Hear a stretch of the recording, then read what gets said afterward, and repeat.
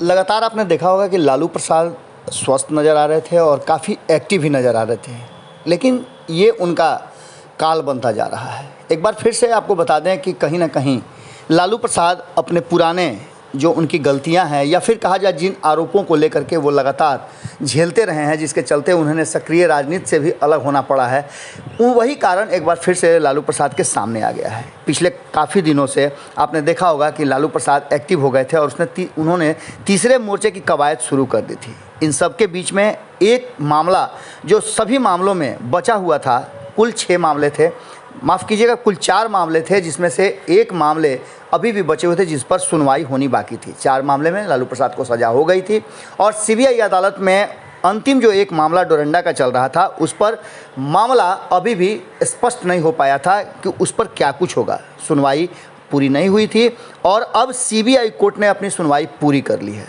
CBI की तरफ से जो कुछ भी कहना था वो सारी बातें कह दी गई है। ये पूरा मामला लगभग 1.39 लाख का था, या कहा जाए तो ये पूरा मामला 139 करोड़ से भी ज़्यादा का था।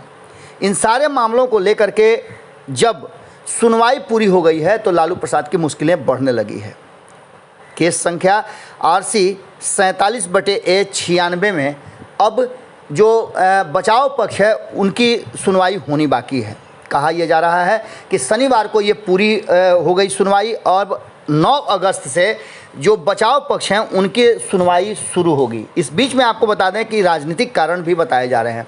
कहा यह जा रहा है कि लालू प्रसाद के एक्टिव होने के बाद लग रहा था कि विपक्ष जो है वो पूरी तरह से अपने आप को मजबूत कर लेगा और साझा विपक्ष का एक जो बनने वाला था गठजोड़, उस गठजोड़ की तरफ काफ़ी तेज़ी से आगे बढ़ रहे थे। इस पूरे मामले में अब कहा यह जा रहा है कि लालू प्रसाद की मुश्किलें बढ़ेंगी और उनका बेल भी कैंसिल हो सकता है।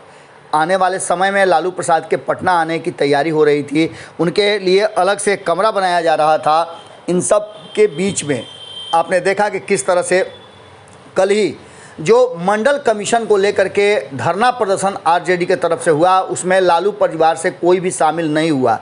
शायद ये वही मामला था जिसके सुनवाई सीबीआई के तरफ से समाप्त होने के बाद घर में मंथन चल रहा होगा कि आखिर क्या होगा इस मामले में।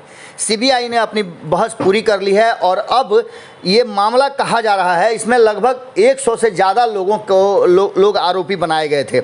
जगदीश शर्मा और SK शशि सहित और कई लोग थे, जिसमें से कई लोग अब इस दुनिया में नहीं भी हैं।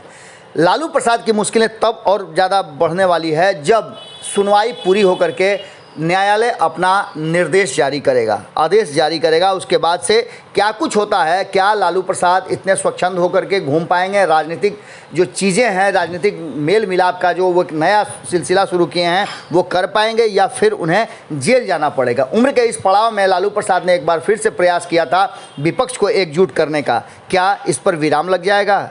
इन्हीं सब बातों को लेकर के अब लालू परिवार चिंतित है और उनके समर्थकों के लिए भी ये अच्छी खबर नहीं है। हमारा पूरा ध्यान इस पूरे मामले पर बना हुआ है। जैसे ही इस पर कोई अपडेट आता है हम फिर आपसे जुड़ेंगे। तब तक के लिए हमें दें इजाज़त। बहुत बहुत धन्यवाद। अगर ये वीडियो पसंद आई और वह बिहार के राजनीति और बिहारियत से सरोकार रखेनी तो सब्सक्राइब बटन दबा के चैनल के सब्सक्राइब कर ली। ओजे एगो घंटी बा, ओकरा बटन दबा देला से कुल सटीक और मारक खबर रुआ मुफ्त में मिल जाई।